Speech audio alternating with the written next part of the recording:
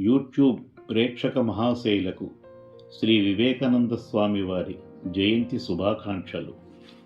ప్రపంచ దేశాలలో సనాతన హైందవ ధర్మ శంఖారావాన్ని పూరించిన జ్ఞాన అగ్రగణ్యుడు శ్రీ వివేకానంద స్వామి వారు.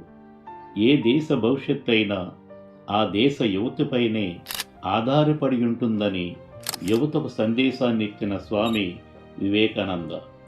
ఆయన ప్రపంచ శాంతి కోసం ఈ విధంగా దైవారాధన చేశారు. ఓ దేవా, చీకటి నుండి వెలుగు వైపునకు, మరణము నుండి అమృతం వైపునకు నడిపింపుము.